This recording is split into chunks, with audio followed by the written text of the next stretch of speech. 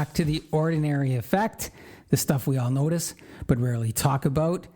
It is the holiday season, and we're going to talk about the Christmas Eve mood swing, why you can feel cozy and anxious in the same hour. Now, let's name something we all quietly experience on Christmas Eve. Think about it. You could be sitting there with the tree lights on, a mug in your hands, music playing softly, and still feel a knot in your stomach. Nothing's wrong. The house is calm, but your body feels unsettled. You might catch yourself thinking, why do I feel restless when everything is fine? Why can't I just enjoy this moment? And because Christmas Eve is supposed to feel peaceful, we rarely say this out loud. So we assume it's just us. It isn't. There's an anticipation effect, living in the waiting room, if you will.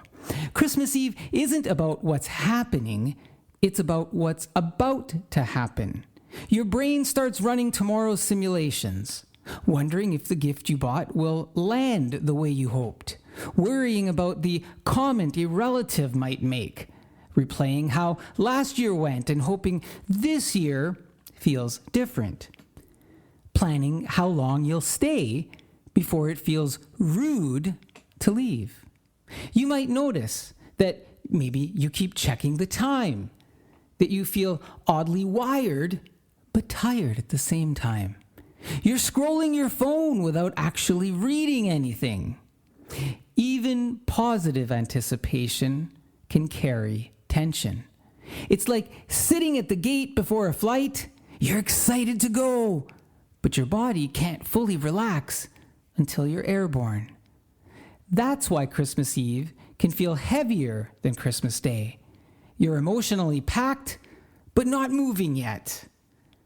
Sometimes memory sneaks in when the past joins you in the waiting room. Christmas Eve is a memory magnet. A song comes on and suddenly you're 10 years old again. Or you smell something baking and think of a kitchen that doesn't exist anymore. You might find yourself remembering a parent who always stayed up late wrapping gifts, a sibling who doesn't come home anymore, a Christmas that felt warmer because it felt like life was simpler. Perhaps a version of the holidays before loss, illness, or distance entered the picture. Sometimes the memory isn't even specific, just a feeling that you can't quite recreate. We talk about it all the time. Do you remember when Christmas felt like ... And even when the memory is good, it can still hurt. Because nostalgia isn't just remembering happiness, it's realizing how much has changed. So you sit there smiling while quietly missing something or maybe someone at the same time.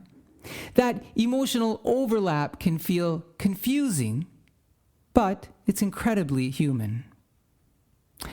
Enter stage right or left, as I say sometimes, family dynamics without distractions.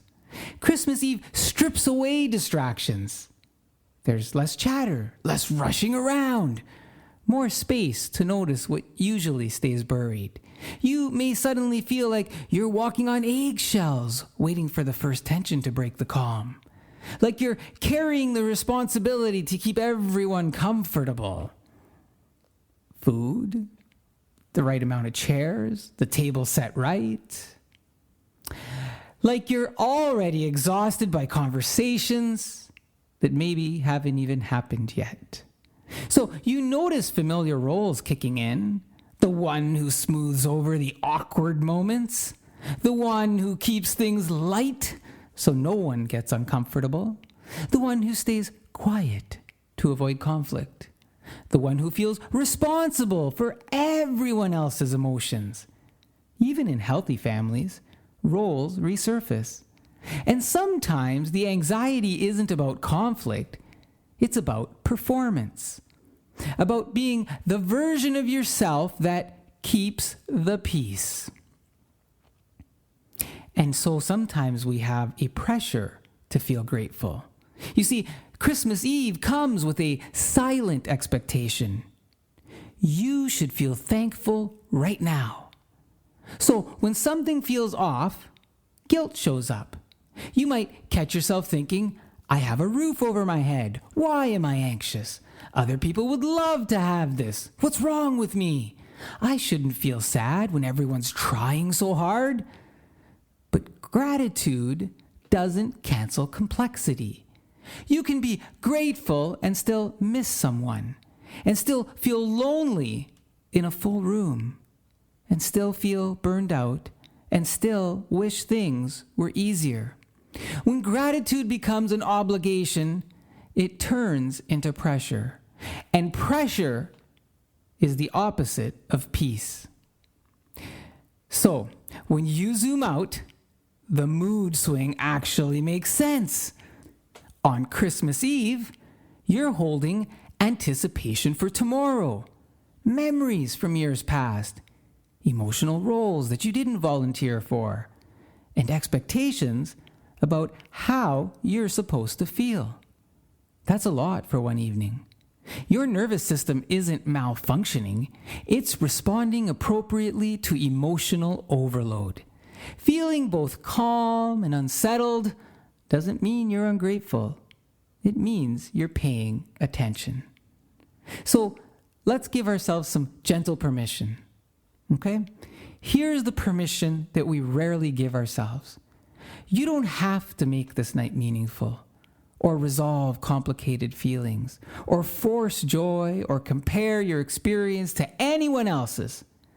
If tonight looks like sitting quietly instead of being festive, stepping outside for air, feeling emotional for no clear reason, or just getting through it, that's okay.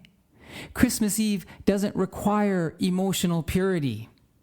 Sometimes the most honest way to experience it is to let it be exactly what it is. If tonight feels light, enjoy it. If it feels heavy, you're not failing the holiday. If it feels like both, that's Christmas Eve for a lot of us.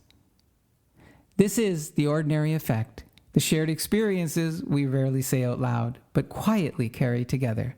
However you're feeling tonight, you're not alone in it. Thanks for spending part of your Christmas here with me. I'm going to leave you with one of the favorites, "'Twas the Night Before Christmas." 'Twas the night before Christmas when all through the house not a creature was stirring, not even a mouse. The stockings were hung by the chimney with care in hopes that St. Nicholas soon would be there. The children were nestled all snug in their beds, while visions of sugar plums danced in their heads, and Mama in her kerchief and I in my cap had just settled down for a long winter's nap. When out on the lawn arose such a clatter, I sprang from the bed to see what was the matter. Away to the window I flew like a flash, tore open the shutters and threw up the sash. The moon on the breasts of the new-fallen snow gave the luster of midday to objects below, when what to my wandering eyes should appear but a miniature sleigh and 8 tiny reindeer. With a little old driver so lively and quick, I knew in a moment it must be St. Nick. More rapid than eagles, his coursers they came, and he whistled and shouted and called them by name. Now Dasher, now Dancer, now Prancer and Vixen, on Comet, on Cupid, on Donner and Blitzen, to the top of the porch, to the top of the wall. Now dash away, dash away, dash away all. As dry leaves that before the wild hurricane fly, when they meet with an obstacle, mount to the sky. So up to the housetop the coursers they flew, with the sleigh full of toys, and St. Nicholas too. And then in a twinkling I heard on the roof the prancing and pawing of each little hoof. As I drew in my head and was turning around, down the chimney St. Nicholas came with a bound.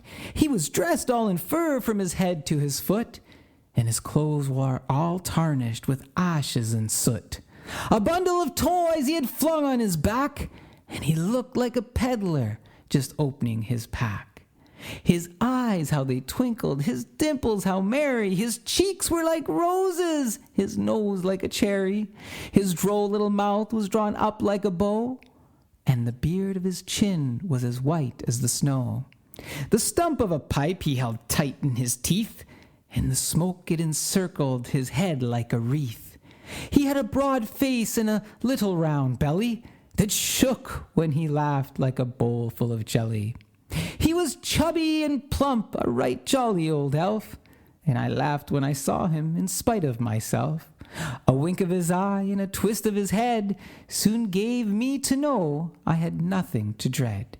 He spoke not a word, but went straight to his work, and filled all the stockings, then turned with a jerk, and laying his finger aside of his nose, and giving a nod, up the chimney he rose. He sprang to his sleigh, to his team gave a whistle, and away they all flew like the down of a thistle. But I heard him exclaim, ere he drove out of sight, "Happy Christmas to all, and to all a good night."